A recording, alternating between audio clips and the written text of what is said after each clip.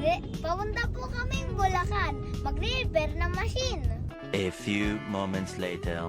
Hindi pa nag-uumpisa, nakatulog na agad, napagod. Tataas pa yung paa.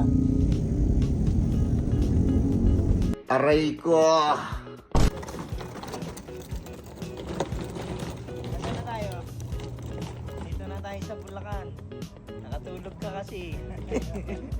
Namin sa filter, hindi naman namin tinigil. Sa ilalim. Pero tama, may nakikita ako gano'n. Tapos iitin daw. Opo, pero kasi pagka matatagal na yung machine, usually pagka umiinit yung machine, lalo pong umipit yung pinagkakabitan. So ang nangyayari po, yung thread niya, pinakapit doon sa pinagkakabitan.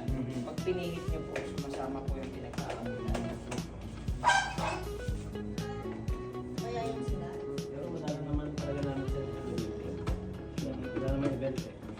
Pero pagka ganito, after po malinis, dapat in-open mo siya at least once a week. Once a week.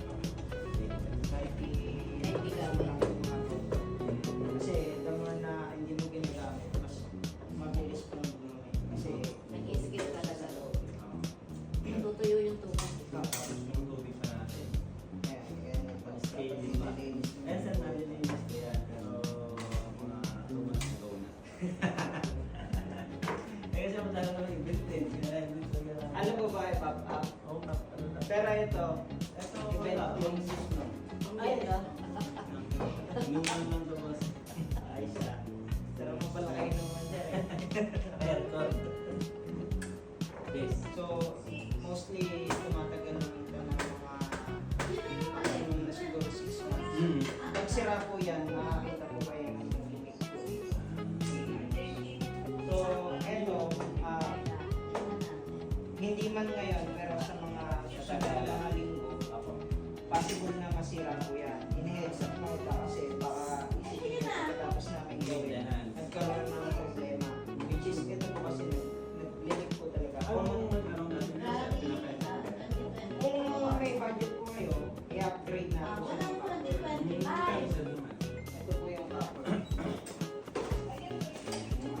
So, ito, isang beses lang po kayo magpapalit. Pagka nasira po kasi yan, tapos plastic pa rin yung pinalit mo. Ganun din. Kumbaga, Pero, Ano na ng coffee. Yung mga scale yung puti-puti. yung sa sinend ko, sir, na video, ano yun?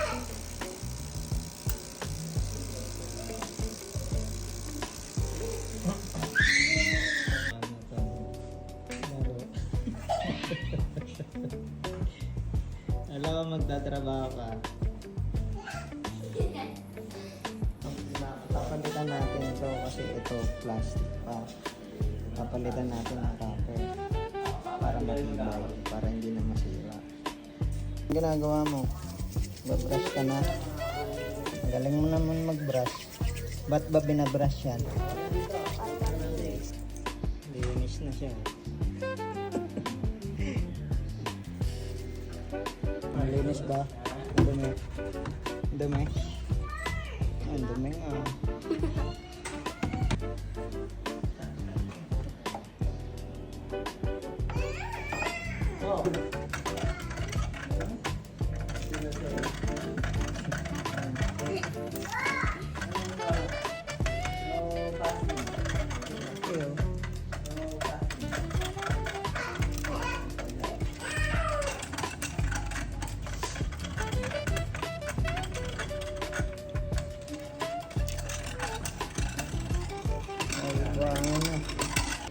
sa backflashing,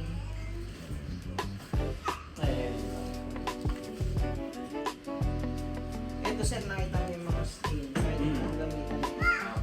Bababad mo lang sa mainit na tubig, tapos isang kutsara ng patis. Tatanggal yan kahit kinukuskus mo.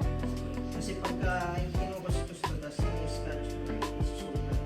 Yung sumisiksik yung mga stain. Yung citric acid, yung gemelline citric acid, yun yung ginagamit. Hindi siya pwede gamitin pang backslash na. Bali, kaya yung ginamit mo, masisira yung bali. Maganda sa base. So ito, ang gagawin mo lang sa kanya,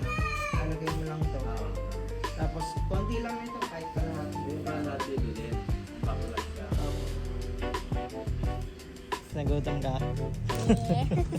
Lola mo. Gutom di ba siya?